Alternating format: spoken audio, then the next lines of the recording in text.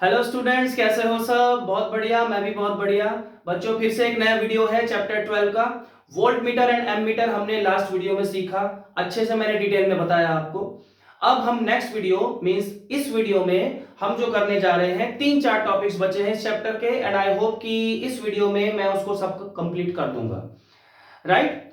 हमारा जो टॉपिक बचता है इस चैप्टर में वो है heating effect of electric current, electric energy, electric power.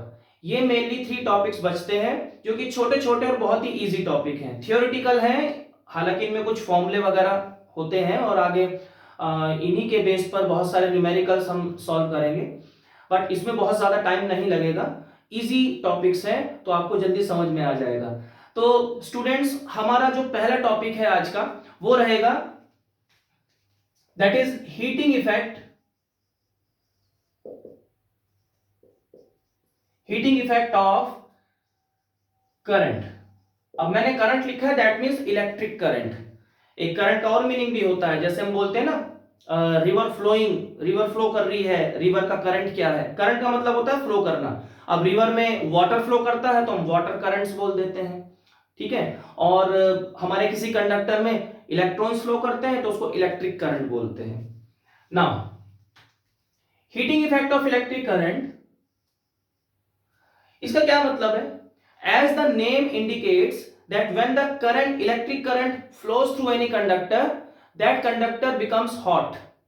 ऐसा होता है ना, जैसे मान लो ये बल्ब जल रहा है तो कुछ टाइम के बाद अगर बल्ब को हाथ लगाओगे तो बहुत गर्म हो जाता है। जितने भी हमारे इलेक्ट्रिकल जो हीटिंग अप्लायंसेस हैं, लाइक गीजर है, इलेक्ट्रिक आयरन है, वो प्रेस जो हम कपड़ों पर करते हैं ना, तो इलेक्ट्रिक आयरन है, उसको प्रेस को इलेक्ट्रिक आयरन बोलते हैं एक्चुअली। तो इलेक्ट्रिक आयरन है, गीजर है, टोस्टर है, और पानी गर्म करने की जो रॉड होती है, रूम हीटर है, all these are the heating appliances. Okay. अब ये जो हीटिंग अप्लायंसेस हैं, इसमें क्या कॉन्सेप्ट यूज होता है कि इनके अंदर कुछ कॉइल्स होती हैं, कुछ कॉइल्स होती हैं, उन कॉइल्स में करंट फ्लो करता है तो वो कॉइल्स गर्म हो जाती हैं। कॉइल का मतलब समझते हो ना? जैसे एक कंडक्टर है, इसके चारों तरफ ऐसे हमने लपेट दिया तो उसको हम कॉइल बोलते हैं। कोई वायर लिया और उसको ऐसे ऐसे ऐसे ऐसे कर दिया, दैट बिकम्स कॉइल। तो वो जो कॉइल्स होती हैं वो गर्म हो जाती हैं। कब गर्म होती हैं? जब उनमें करंट फ्लो करता है। तो वी सी दैट जब कंडक्टर में करंट फ्लो करता है तो वो कंडक्टर गर्म हो जाता है। तो that is called heating effect of electric current. इसी इफेक्ट को हम बोलते हैं heating effect of electric current. इसे हम कैसे लिखेंगे देखो, when current flows through any conductor, it becomes hot. This effect is called heating effect of electric current. बात समझ में आ गई ना? अब देखो यहां पर ये इफेक्ट होता क्यों है एक्चुअली, क्यों कोई भी कंडक्टर गर्म हो जाता है? बहुत इजी आंसर है इसका। देखो इसका क्या मतलब है। कोई भी कंडक्टर में से जब हम इलेक्ट्रिक करंट पास कराते हैं तो उसका क्या मतलब है कि electrons are flowing in that conductor, free electrons are flowing. अब जब वो फ्री इलेक्ट्रॉन्स फ्रीली मूव कर रहे हैं एक पर्टिकुलर डायरेक्शन में, दे कोलाइड विद ईच अदर, ठीक है, एक दूसरे से, या फिर जो आयंस हैं, एक्चुअली आयंस से ज्यादा कोलाइड करते हैं, एक दूसरे से तो बहुत कम कोलाइड करेंगे, ठीक है। एक्सीडेंटली अगर कोलाइड कर जाए तो बात अलग है, क्योंकि इलेक्ट्रॉन इलेक्ट्रॉन में तो रिपल्शन होता है ज्यादातर। तो वी से दैट कि वो mostly they collide with the positive ions. Positive ions में जैसे वो कोलाइड करेंगे तो क्या होगा, पॉजिटिव आयंस जो है वो वाइब्रेट करना शुरू कर देता है। ये इलेक्ट्रॉन है, ये पॉजिटिव आयन है, इलेक्ट्रॉन पॉजिटिव आयन से टकराया तो ये जो पॉजिटिव आयन है इट विल वाइब्रेट। अब वो जो वाइब्रेशनल एनर्जी है that is converted into heat energy. इसे हम ऐसे भी समझ सकते हैं कि बैटरी क्या कर रही है, इलेक्ट्रॉन्स को मूव करा रही है, इलेक्ट्रॉन्स को मूव करा रही है, फ्री इलेक्ट्रॉन्स को, फ्री इलेक्ट्रॉन्स कोलाइड कर रहे हैं पॉजिटिव आयंस के साथ। अब मतलब वो स्ट्रेट नहीं जा रहे, बड़े शैतान बच्चे हैं, कोई इधर भाग रहा है कोई इधर भाग रहा है, तो उन बच्चों को ऐसे धक्का मारना है, मतलब उनको ऐसे पुश करना है, means we have to do some work. ठीक है, उन इलेक्ट्रॉन्स के ऊपर बैटरी को कुछ वर्क करना पड़ता है, कुछ काम करना पड़ता है उनको भगाने के लिए। तो दैट मींस कि जो वर्क है, जो भी वर्क हो रहा है उनके ऊपर, that work is converted into heat energy, that work appears in the form of heat energy. बोलो, क्लियर हुई बात? समझ में आ गया कि क्यों हीट एनर्जी प्रोड्यूस होती है, क्यों कंडक्टर कोई गर्म हो जाता है, इसलिए हो जाता है। ठीक है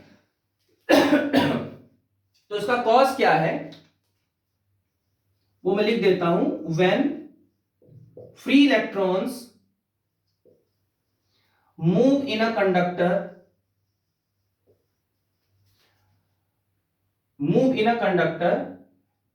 they collide with the positive, ये पॉजिटिव का शॉर्ट फॉर्म होता है, प्लस लिख के आगे वीई लिख दिया, positive ions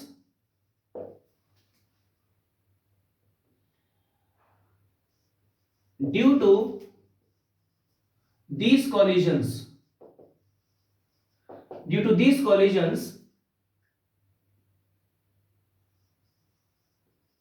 battery has to do some work to set the electrons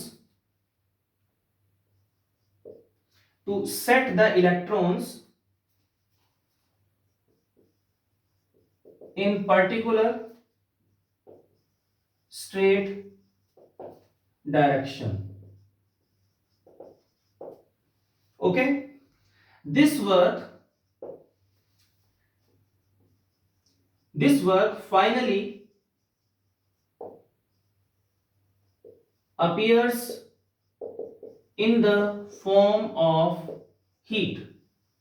तो दिस इज द आंसर कि हीट क्यों प्रोड्यूस होती है, क्यों वो कंडक्टर गर्म हो जाता है, this you have to right.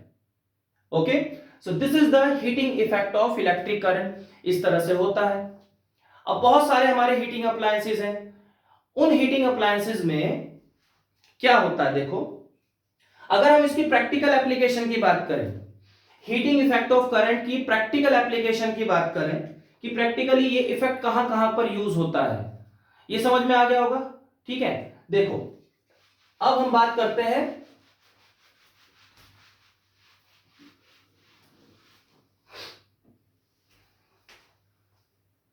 Practical applications.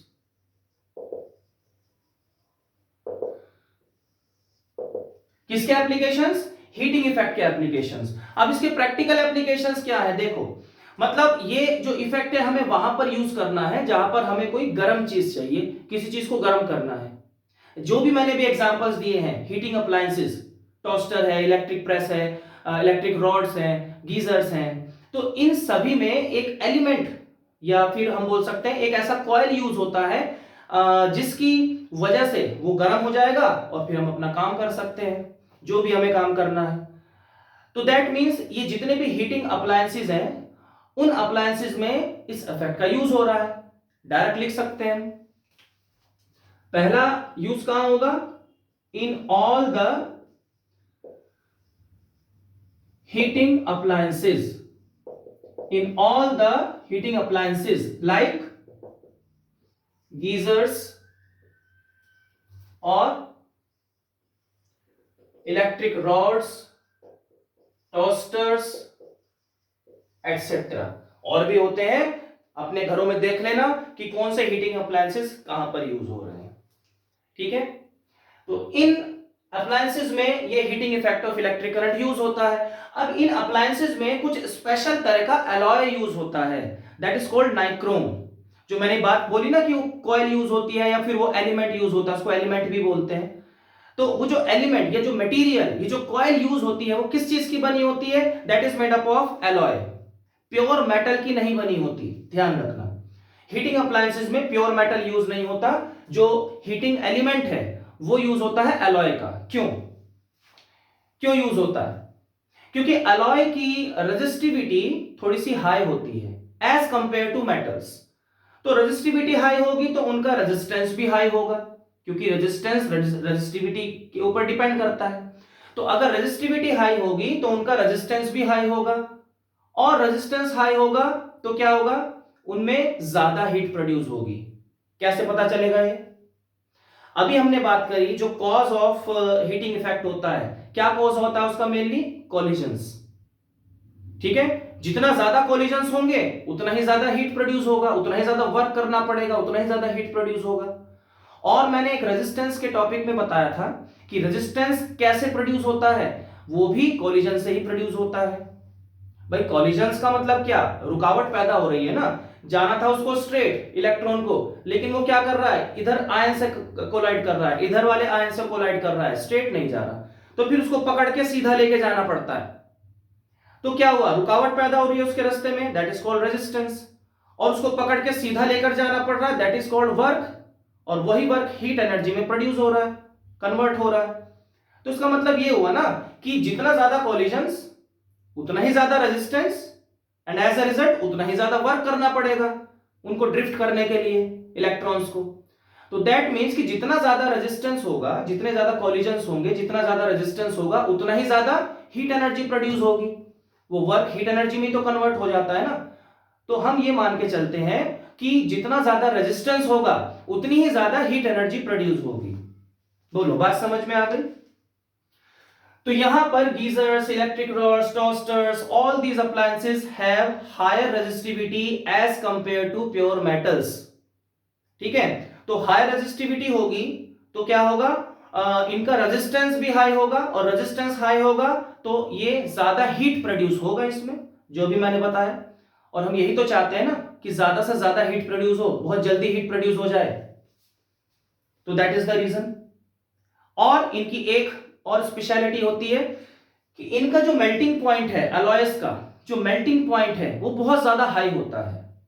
मतलब हम जैसे करंट फ्लो करा रहे हैं तो वो गर्म हो जाएगा, गर्म होने से फिर हमें उसका मेल्ट होने का थोड़ा सा खतरा रहता है कि कहीं मेल्ट ना हो जाए, लेकिन ऐसा नहीं होता। अलॉयस का जो मेल्टिंग पॉइंट है that is very very high, तो वो बर्न नहीं होता, वो मेल्ट नहीं होता, वो ऑक्सीडाइज नहीं होता, हम कुछ भी बोल सकते हैं। तो alloys do not get burned, do not get oxidized even at very high temperature. So we use alloys in heating appliances in place of metals. Question बहुत आता है, बहुत important question है. Why alloys are used in heating appliances but metals are not used? Why? तो ये जो भी मैंने अभी कथा बताई है आप लोगों को वही लिख देनी है। ठीक है, मैं इसको थोड़ा सा डिक्टेट कर रहा हूं, चाहो तो लिख लो इसको। मैं दोबारा बोल रहा हूं कि alloys have, देखो इसके दो पॉइंट्स हो सकते हैं, लिख देते हैं कि alloys are used, alloys are used in heating appliances instead of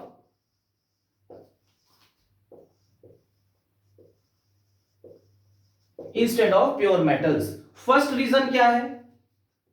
first reason ये है, alloys have higher resistivity due to which they have high resistance। They have high resistance. क्यों? क्योंकि रेजिस्टेंस का फॉर्मूला हम जानते हैं, R is equal to rho L by A. तो अगर रो ज्यादा होगा, ये वाला फैक्टर ज्यादा होगा, तो R भी तो ज्यादा होगा ना। बात समझ में आ रही है ना? मैथमेटिकली अगर देखें, अगर ये ज्यादा होगा तो R भी ज्यादा होगा, तो रेजिस्टिविटी ज्यादा है तो रेजिस्टेंस भी ज्यादा है। क्लियर हो गई बात? तो due to which they have high resistance, और अगर रेजिस्टेंस ज्यादा होगा तो हीट भी ज्यादा प्रोड्यूस होगी।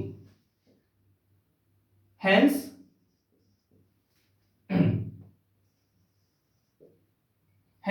heat, ऐसे लिख देते हैं, hence more heat is produced in alloys। अब एक और फॉर्मूला है जो हम अभी नेक्स्ट टॉपिक में डिराइव करेंगे कि जो भी इन हीटिंग अप्लायंसेस में या किसी भी कंडक्टर में जो हीट एनर्जी प्रोड्यूस होती है उसका एक फॉर्मूला होता है, ठीक है।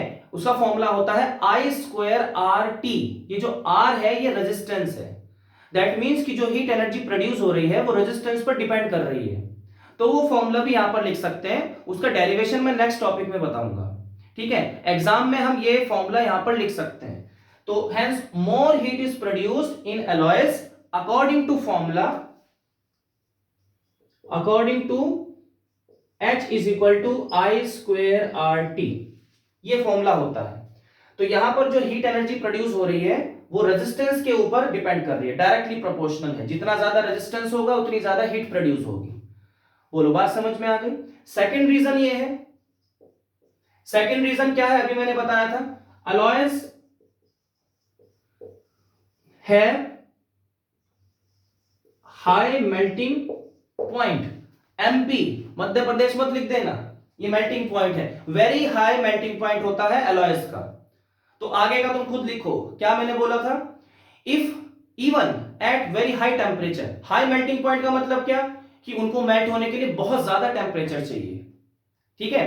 तो they can survive even at very high temperature. तो हम यहां पर लिख सकते हैं they have high melting point, so they don't get oxidised, they don't melt or they don't get burned even at high temperature। बस इतना लिखना है। सेकंड पॉइंट समझ में आ गया, क्लियर हो गया। तो ये तो एलॉयज का एक्सप्लेनेशन हो गया। अब अगर पूछें कि जो मेटल्स होते हैं उनको क्यों नहीं यूज करते, because metals are what, they have very low resistance. Metals का मतलब क्या, कंडक्टर्स है ना, कंडक्टर्स का रेजिस्टेंस कम होता है एज कंपेयर टू एलॉयज। तो उनका रेजिस्टेंस कम होगा, दैट मींस उनमें करंट इजीली फ्लो कर जाएगा, बहुत ज्यादा करंट फ्लो कर जाएगा, और due to heating effect of current they will burn.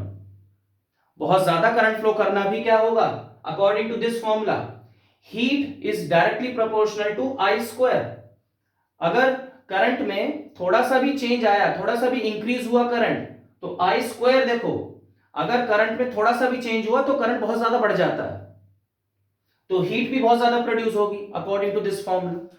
तो मेटल्स में हम क्या लिखेंगे, metals have low resistance, so high current flows through them and hence very high amount of heat is produced in metals. And as metals have low melting point as compared to alloys, मैं dictate कर रहा हूं, धीरे धीरे लिख लो। metals have low melting point as compared to alloys, so they will melt quickly, वो melt कर सकते हैं, क्योंकि alloys की कंपैरिजन में उनका जो मेल्टिंग पॉइंट है वो कम रहता है।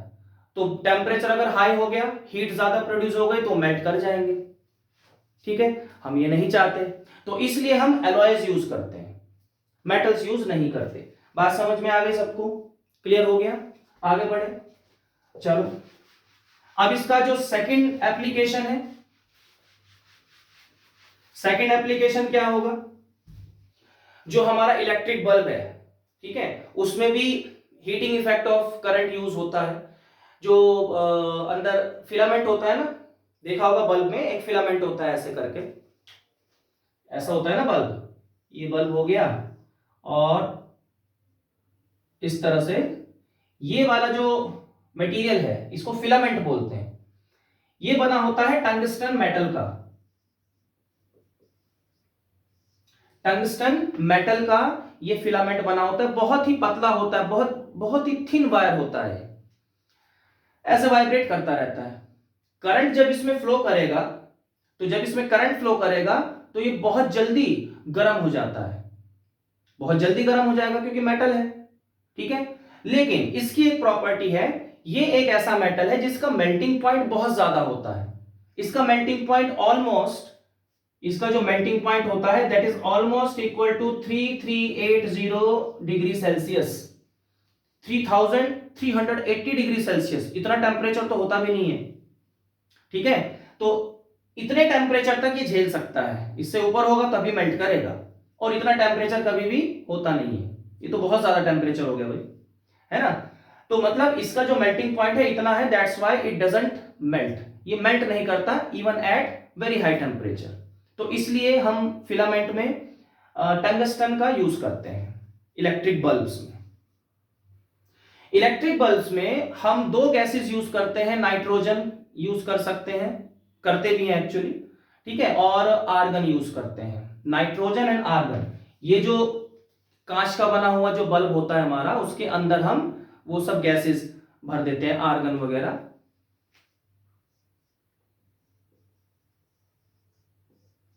ठीक है, तो आर्गन हो गया, हीलियम हो गया, ये जो नोबल गैसेस होती हैं ये भर देते हैं। क्यों भरते हैं? To make the life of tungsten long. Tungsten से टंगस्टन खराब नहीं होता, ठीक है, रिएक्ट नहीं करता, ऑक्सीडाइज नहीं होता। तो इस गैस की वजह से ये गैस क्यों भरी जाती है? To make the life of tungsten longer, ठीक है, जल्दी से टंगस्टन खराब नहीं होगा। तो एक ये भी हीटिंग इफेक्ट्स यूज होता है। और एक और भी इंपॉर्टेंट यूज होता है इसका, इलेक्ट्रिक फ्यूज। थर्ड जो यूज है हीटिंग इफेक्ट का वो है हमारा इलेक्ट्रिक फ्यूज। ये थर्ड हो गया, थर्ड प्रैक्टिकल यूज है इलेक्ट्रिक फ्यूज। फ्यूज सबने देखा होगा, वैसे तो आजकल सभी जगह एमसीबीज यूज होती हैं। एमसीबी, एमसीबी की फुल फॉर्म क्या होती है? एमसीबी घरों में लगी रहती है सबके, कहीं पर भी जाओ एमसीबी यूज होती है। ये होता है miniature circuit breaker. Miniature circuit breaker मतलब ये सर्किट को ब्रेक कर देता है व्हेन ओवर करंट फ्लोज, क्योंकि जब बहुत ज्यादा करंट फ्लो कर जाएगा तो सर्किट को नुकसान हो सकता है, आग लग सकती है, हीट प्रोड्यूस हो जाती है। तो उसको एट दैट मोमेंट ये ब्रेक कर देता है, सर्किट ब्रेक हो जाएगा तो करंट आगे फ्लो नहीं करेगा। सो this is the primary function of MCB, miniature circuit breaker.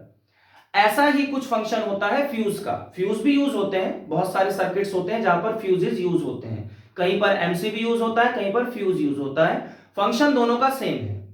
तो फ्यूज का एक रफ डायग्राम बनाए तो कैसा होता है, सुनो ध्यान से। इलेक्ट्रिक फ्यूज जो होता है ये इसको डिफाइन करेंगे, कैसे करेंगे? It is the protective device that breaks the circuit when over current, बहुत ज्यादा करंट जब फ्लो कर जाता है, over current flows through it. ये तो उसकी डेफिनेशन हो गई। This is the definition, this is the meaning of electric fuse. ठीक है, एक प्रोटेक्टिव डिवाइस है that breaks the circuit when over current flows through it. अब इसका हम डिजाइन देख लेते हैं कैसे बनता है। देखो ये इस तरह से होता है, सिलेंड्रिकल शेप का होता है, ज्यादातर सिलेंड्रिकल शेप का है। ये मैंने बनाया। ये जो बाहर का मटेरियल है ये भी सिलेंड्रिकल, ये मार्कर, ये जो बाहर का मटेरियल होता है उस फ्यूज का वो बना होता है पोर्सिलिन से। पोर्सिलिन एक तरह से मटेरियल होता है जो इंसुलेटर होता है। Porcelain is what? Porcelain is an insulator. पत्थर की तरह दिखता है वो, स्टोन की तरह दिखता है, ठीक है। तो पोर्सिलिन से बना होता है। इसका जो एक्सटर्नल मटेरियल है this is made up of porcelain material. Porcelain, porcelain एक इंसुलेटर का नाम है, ठीक है। जैसे प्लास्टिक होता है, वुड होता है, उसी तरह से एक इंसुलेटर होता है, दैट इज कॉल्ड पोर्सिलिन। अब इसके अंदर दो टर्मिनल्स होते हैं जिनसे एक पतला कॉपर वायर जुड़ा रहता है या फिर कोई एलॉय का वायर जुड़ा रहता है। वो एलॉय जो होता है टिन वगैरह का बनता है, TIN, टिन, ठीक है। और भी इसमें कुछ मेटल्स होते हैं। तो ये दो टर्मिनल्स हुए, एक टर्मिनल ये है, एक टर्मिनल ये है। यहां से क्या है, ये वायर जुड़ा हुआ है, this is thin wire. It can be made up of copper, लेकिन थिन होना चाहिए, या फिर किसी अलॉय का यूज हो सकता है, ठीक है ना। अब यहां से दिस इज इनकमिंग करंट और यहां से आउटगोइंग करंट।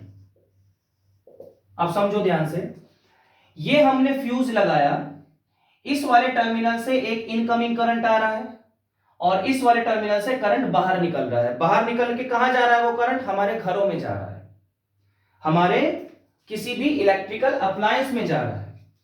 ये मान लो वायर है, ऐसे वायर गया, और ये वायर हमारा सपोज जुड़ा हुआ है किसी फैन से।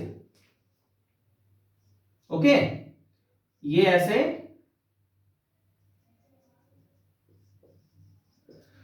किसी फैन से ये वायर जुड़ा हुआ है। अब यहां से करंट आ रहा है, ठीक है। अब मान लो कि फैन सिर्फ 0.5 एम्पियर का करंट ले सकता है। फैन के लिए इतना काफी होता है, इससे भी कम ही होता है बल्कि।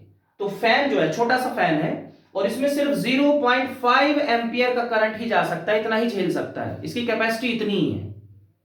अब कभी कभी होता है कि बाहर से ओवर करंट आ जाता है, रीजन में भी एनी, शॉर्ट सर्किट हो गया या कुछ भी हो गया, कोई भी रीजन हुआ, तो उससे करंट बढ़ जाता है। अब मान लो यहां से करंट आ रहा है 2 एम्पियर का, और अगर 2 एम्पियर का करंट इस फैन में चला जाए तो फैन तो जल जाएगा, डैमेज हो जाएगा। तो इसीलिए यहां पर एक अंदर थिन वायर लगाया जाता है, having low melting point. Thin wire having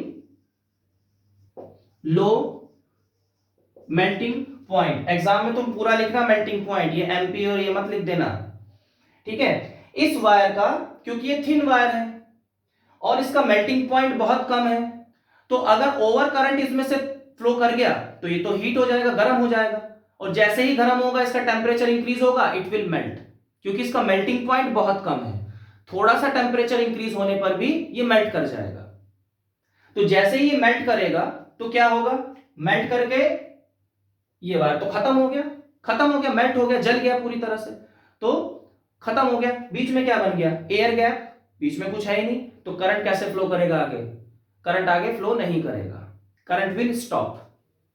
means वो जो 2 एम्पियर का करंट यहां से आ रहा था, अब वो आगे नहीं जाएगा, हमारे घर में एंटर नहीं करेगा, इलेक्ट्रिकल अप्लायंस में नहीं जाएगा, तो हमारा जो अप्लायंस है वो बच जाएगा, इट विल बी प्रोटेक्टेड। बोलो, बात समझ में आ रही है? इस तरह से ये फ्यूज काम करता है, राइट। अब अगर दोबारा से इसको सर्किट से जोड़ना है, फैन से जोड़ना है, तो हम एक दूसरा वायर लेंगे, पतला सा वायर लेंगे, फिर से लगा देंगे यहां पर, फिर से काम करना शुरू कर देगा। अगर फिर से ओवर करंट आएगा तो ये फिर से मेल्ट हो जाएगा। बस ये है सिंपल। तो इसमें हम इसकी जो वर्किंग है, जो इसकी वर्किंग है, किसकी? फ्यूज की जो वर्किंग है, आई एम डिक्टेटिंग, इसको ध्यान से सुनो और लिख सकते हो। जैसे हम फ्यूज को एक्सप्लेन करते हैं। Fuse is a protective device, ये मैंने लिख दिया। It consists of, it is made up of porcelain material from outside. It is made up of porcelain material, porcelain insulator from outside, ठीक है, ये लिख दिया। उसके बाद inside the fuse we use a thin wire having low melting point. Okay, now at one end, from one end incoming current is coming, and from the other end current is going outwards to our appliances. ठीक है, लिखते रहो, step by step समझा रहा हूं बहुत अच्छे से। when over current flows through the fuse wire, fuse wire में से ओवर करंट फ्लो करता है, then this thin wire melts because it is having low melting point. It melts and it prevents the over current to flow forward. उस current को वहीं रोक देता है, and in this way our appliance gets protected. हमारा appliance, हमारा circuit बच जाता है। बोलो, बात समझ में आ गई? ओके, तो ये हो गया हमारा हीटिंग इफेक्ट के कुछ प्रैक्टिकल एप्लीकेशंस। बहुत सारे होते हैं, वैसे तो बहुत सारी मशीन्स में यूज होते हैं, बट आपके सिलेबस में यही 2-3 पॉइंट्स हैं, इलेक्ट्रिक फ्यूज और जो हीटिंग अप्लायंसेस होते हैं और इलेक्ट्रिक बल्ब, राइट, ये सिलेबस में है। तो हीटिंग इफेक्ट में हम इतना ही पढ़ेंगे। क्लियर हो गया? चलो बच्चों आगे बढ़ते हैं।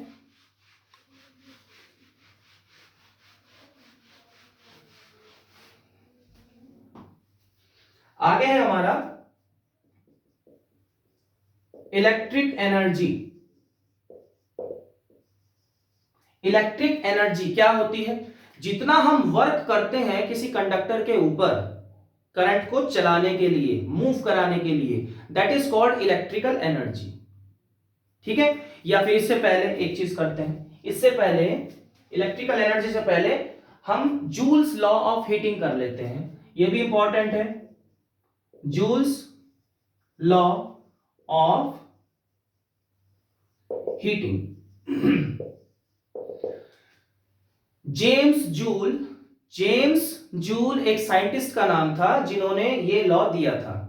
उनके अकॉर्डिंग क्या है, किसी भी कंडक्टर में अगर करंट फ्लो करता है, ठीक है, तो कंडक्टर गर्म हो जाता है, ये हम पढ़ चुके हैं। लेकिन वो कितना गर्म होता है, कितनी हीट एनर्जी प्रोड्यूस होती है, so that is calculated through this law. तो उन्होंने ये लॉ इसलिए दिया था। उनके अकॉर्डिंग क्या था, according to this law, when current I, current को हमने I मान लिया, flows through a conductor having resistance R मान लिया, for time t। मतलब कि अगर किसी कंडक्टर में से I करंट फ्लो करता है फॉर टाइम टी टाइम के लिए, अब वो टी टाइम कुछ भी हो सकता है, वो 1 मिनट या 1 घंटा या 2 घंटा कुछ भी हो सकता है, उस कंडक्टर का रेजिस्टेंस आर है। तो इन्होंने क्या देखा, क्या ऑब्जर्व किया, देन हीट प्रोड्यूस्ड एच, जो एच है is directly proportional, जो हीट प्रोड्यूस हो रही है ना, वो डायरेक्टली प्रोपोर्शनल होती है किसके, is directly proportional to number 1 square of the current के स्क्वायर के प्रोपोर्शनल होती है, second resistance of conductor, and third is time for which current flows, जितने टाइम के लिए करंट फ्लो कर रहा है उतने टाइम हमें कंसीडर करना है। ठीक है, तो यहां से जो मैथमेटिकल एक्सप्रेशन बनता है H is equal to I square RT. This is the mathematical expression of Joule's law of heating. उन्होंने क्या देखा कि जो हीट प्रोड्यूस हो रही है वो करंट पर डिपेंड कर रही है और करंट के भी स्क्वायर पर डिपेंड कर रही है। स्क्वायर का यहां स्क्वायर क्यों लगाया, उन्होंने देखा कि अगर करंट, मान लो स्टार्टिंग में करंट 1 एम्पियर फ्लो कर रहा था, ठीक है, अब हमने करंट को 2 एम्पियर कर दिया, ठीक है, तो जो हीट प्रोड्यूस हो रही है दैट इज 2 का स्क्वायर हो गया 4 टाइम्स। ठीक है, स्क्वायर से करंट, जब करंट को हम इंक्रीज करते हैं तो हीट कितना इंक्रीज हो जाता है, उसके स्क्वायर के अकॉर्डिंग हीट इंक्रीज हो जाता है। ठीक है, जैसा ही हमने करंट को 1 से 2 किया तो हीट कितना प्रोड्यूस हो गया 4, हमने करंट को 2 से 4 किया तो हीट कितना प्रोड्यूस हो गया 4 का स्क्वायर 16, मतलब स्क्वायर से वेरी हो रहा है, तो इसने स्क्वायर किया। थोड़ा सा भी करंट फ्लो कर जाता है तो उसका स्क्वायर मतलब उसी से मल्टीप्लाई करके इतना ज्यादा हीट प्रोड्यूस हो जाता है। ठीक है ना, और रेजिस्टेंस के डायरेक्टली प्रोपोर्शनल है टाइम, मतलब जितना देर तक करंट फ्लो करेगा उतना ही अप्लायंस गर्म होगा।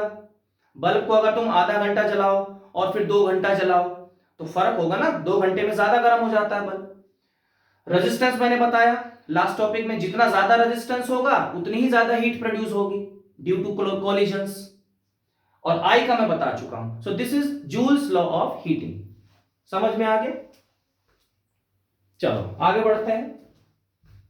यहां पर अब हम बात करते हैं, ये जितने भी न्यूमेरिकल्स है ना बच्चों बहुत इंपॉर्टेंट है और इनके क्वेश्चंस बहुत बनते हैं। ये जो चैप्टर है ना फिजिक्स का चैप्टर, इसमें न्यूमेरिकल्स आगे करेंगे, नेक्स्ट वीडियो में हम न्यूमेरिकल्स करेंगे।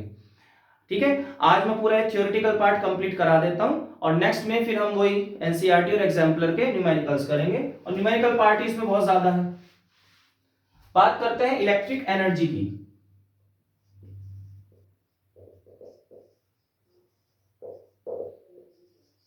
इलेक्ट्रिक एनर्जी क्या होती है? Work done to flow a current. ठीक है, work done by any battery to flow a current, it is work done by a battery to flow current. Current को flow कराने में जितना वर्क होता है उसको हम इलेक्ट्रिक एनर्जी बोलते हैं, राइट? अब देखो, इसके कुछ फॉर्मूले हैं जो हम डेराइव करेंगे। क्या फॉर्मूले हैं वो देखो। नंबर 1, हम जानते हैं कि जो करंट होता है, we know that I is equal to, ये क्या हम कर रहे हैं? हम फॉर्मूला डेराइव कर रहे हैं। I is equal to Q by T, ये हम पढ़ चुके हैं। यहां से Q की वैल्यू क्या आएगी? यहां से Q की वैल्यू आ जाएगी I इंटू टी, तो I टी हो गया। क्लियर हो गया? अब हम ये भी जानते हैं कि जो वोल्टेज होता है, मतलब V, that is work done upon Q। तो यहां से ये W कितना आ जाएगा? V into Q. यहां से W कितना आया? V Q आ गया। ये हमने W क्यों निकाला, ये वाला फॉर्मूला क्यों लगाया? Because we know what is electrical energy, it is work done by a battery to flow current. जो वर्क डन है वही इलेक्ट्रिकल एनर्जी होता है। ठीक है भाई, जितना हम एनर्जी देंगे उतना ही तो वर्क करेंगे ना। तो एनर्जी का मतलब क्या? जितना वर्क हुआ है उतनी एनर्जी है। तो इसलिए हमने वर्क वाला फॉर्मूला लगाया। ये वर्क का हमारे पास क्या आ गया? Work is voltage into charge, we Q. अब क्यू की वैल्यू हमने निकाली आई टी, क्यू की जगह आई टी रख देते हैं। अब सिंपल मैथमेटिक्स है, समझो इसको। हमें वर्क ही निकालना था ना, तो work W is equal to, V की जगह वी रहने दो, क्यू की जगह हम क्या लिखेंगे? I T. तो क्यू की जगह हमने लिख दिया I T. This is the first formula, और इसको ऐसे लिख सकते हैं, energy is equal to V I T. This is the first formula for electrical energy. और यहीं से हम 2-3 फॉर्मूला और बना सकते हैं। देखो, अगर हम यहां पर V की जगह आई आर लिख दें according to Ohm's law, put V is equal to I R in 1। ये जो इक्वेशन 1 आई है, इसमें V की जगह हम आई आर लिख देते हैं। ठीक है, तो क्या बनेगा? देखो, एनर्जी बन जाएगी, V की जगह आई आर लिखा तो आई आर, और ये I पहले से ही है, आई टी पहले से ही है, इंटू आई टी, ऐसे लिख दिया। I इंटू आई कितना बनेगा? आई स्क्वायर, और आर टी ऐसे ही आ जाएगा। तो it will become E is equal to I square R T. ये भी एक फॉर्मूला बन गया, ये नंबर 2 मान लेते हैं। ठीक है, इसको हमने नंबर 2 मान लिया। ठीक है, एक और फॉर्मूला इसका है, एक और फॉर्मूला है। ये जो फॉर्मूला है V I T from 1, put I की जगह, देखो इसी फॉर्मूले से आई की जगह हम v अपॉन आर लिख सकते हैं ना। ये देखो, v is equal to I R होता है। यहां से i का क्या फॉर्मूला बनेगा? r नीचे चला जाएगा तो v अपॉन आर हो गया। तो i की जगह v अपॉन आर लिख देते हैं इस वाली इक्वेशन में। तो put i is equal to v upon R in equation 1। तो 1 इक्वेशन ये है, इसमें i की जगह हम रखेंगे v अपॉन आर। तो e is equal to v, ये वाला v ऐसे ही लिख दिया। I की जगह क्या लिखना है? V अपॉन आर, तो इंटू V अपॉन आर। ये जो डॉट मैंने लगाया है इसका मतलब इंटू होता है, मल्टीप्लाई। और ये जो T है इसको ऐसे ही रहने दो, T क्या बना? V square T upon R. तो E is equal to V square upon R into T. तो ये 3 फॉर्मूले आपको रटे होने चाहिए, V I T, I square R T and v square t upon r. These are the three formulas for electric energy. बोलो, clear हो गई बात? ठीक है, ओके। अब हम आ जाते हैं, ये एनर्जी का हो गया। Now we talk about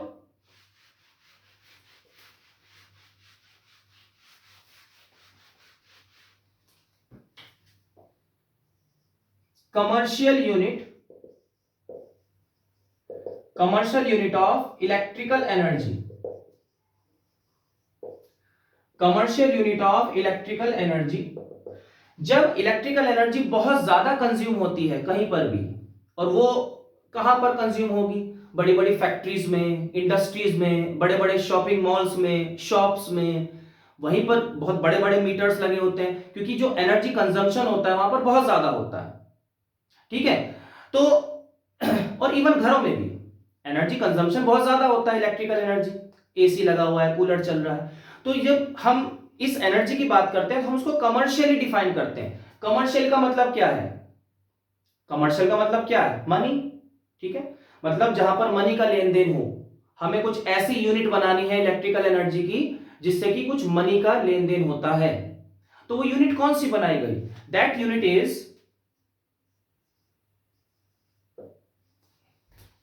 is kilo watt hour. Kilowatt hour, kWh.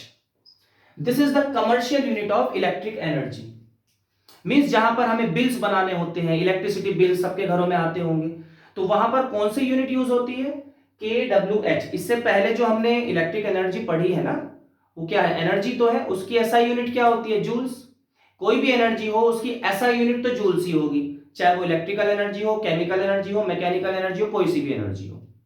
ठीक है, but in our practical life जो जो काम हम कर रहे हैं, जो हमारी रिक्वायरमेंट्स हैं, ठीक है, तो उसके अकॉर्डिंग हम उस यूनिट को चेंज कर सकते हैं।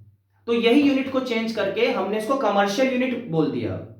तो कमर्शियल यूनिट का मतलब जहां पर हमें कुछ बिल्स लेने हैं, कितना हमने बिजली यूज करी है, कितना इलेक्ट्रिसिटी यूज किया है, तो कितना पैसा बना आपका, तो उसको हम कमर्शियलाइज कर रहे हैं। ठीक है, उस इलेक्ट्रिसिटी को हमने कमर्शियलाइज कर दिया, तो हमें मनी का लेन देन करना है, तो वहां पर हम कमर्शियल यूनिट इस्तेमाल करेंगे। ठीक है, तो वो कौन सी यूनिट होती है? kWh। क्योंकि हमारे घरों में या किसी भी फैक्ट्री में जो एनर्जी कंजम्पशन होता है, इलेक्ट्रिकल एनर्जी कंजम्पशन होता है, वो बहुत ही फास्ट रेट पर होता है, बहुत तेजी से यूज होता है। एक सेकंड में बहुत सारे जूल्स, मतलब हजारों लाखों जूल्स हम कंज्यूम कर सकते हैं। ठीक है, तो यहां पर इसका क्या मतलब है? किलोवाट आवर का क्या मतलब है? Energy consumed in kilowatt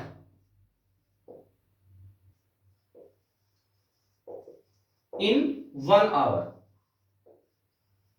in 1 hour, 1 घंटे में कितनी किलोवाट एनर्जी हम यूज कर चुके हैं, 1 घंटे में कितना किलोवाट पावर हम यूज कर चुके हैं, दैट इज कॉल्ड kWh। देखो, किलोवाट आवर मतलब 1 घंटे में, 1 आवर में कितना किलोवाट बिजली हमने यूज कर लिया, that is called commercial unit of energy.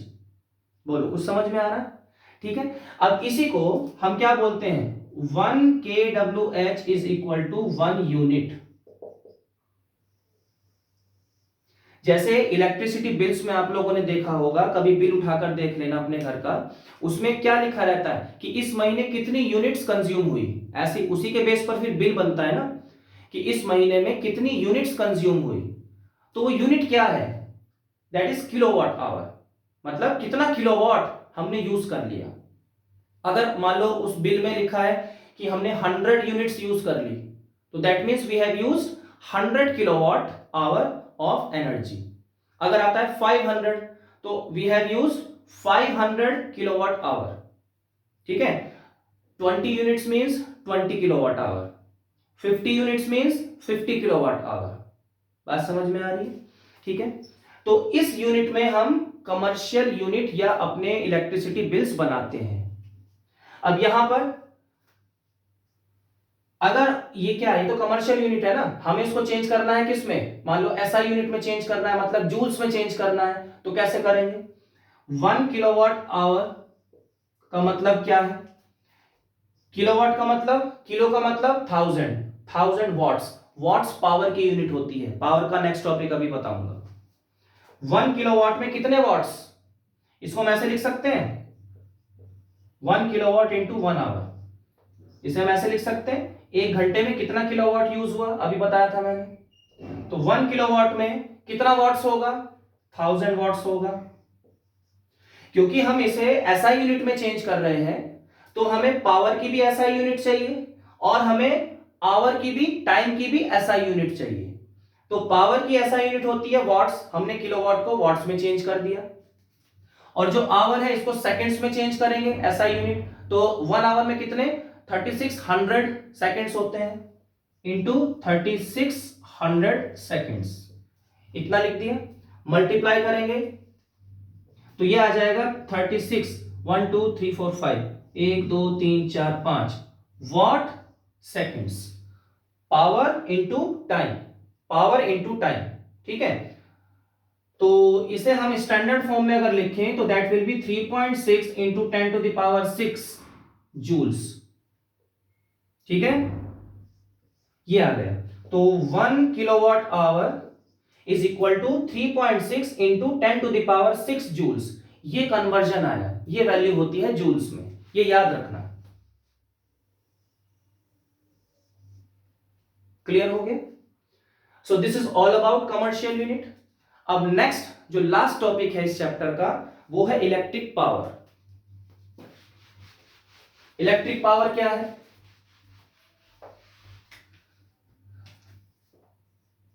जैसे हमने इलेक्ट्रिक एनर्जी पढ़ी थी, what is electric power. Power simply अगर पावर बोले तो क्या, कोई भी काम कितना तेजी से हो रहा है। अगर एक स्टूडेंट कोई काम करता है 1 घंटे में, दूसरा स्टूडेंट उसी काम को करता है 3 घंटे में, तो जो 1 घंटे करने वाला है उसकी पावर ज्यादा मानी जाएगी कि ये ज्यादा पावरफुल है, ऐसे ही बोलते हैं ना। तो पावर का मतलब क्या है कि कितना वर्क हम कर रहे हैं एक गिवन टाइम में, ठीक है, गिवन टाइम में हमें उसमें कितना वर्क कर रहे हैं, दैट इज कॉल्ड पावर। तो इलेक्ट्रिक पावर भी वही होता है कि गिवन टाइम में कितनी इलेक्ट्रिकल एनर्जी या कितना इलेक्ट्रिकल वर्क कोई मशीन कर सकती है, that is called electric power. तो electric power is what,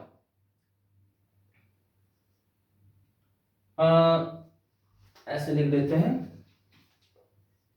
electric energy consumed per unit time. Unit time में, यूनिट टाइम का मतलब क्या, 1 सेकेंड में, 1 सेकेंड में कितनी इलेक्ट्रिकल एनर्जी कंज्यूम हो रही है, दैट मीन्स कितना इलेक्ट्रिक वर्क हो रहा है, तो इट इज कॉल्ड पावर। तो पावर को हम P से डिनोट करते हैं। क्या फॉर्मूला है, electrical energy per unit time, per unit मतलब उसको हमें डिवाइड में रखना पड़ेगा।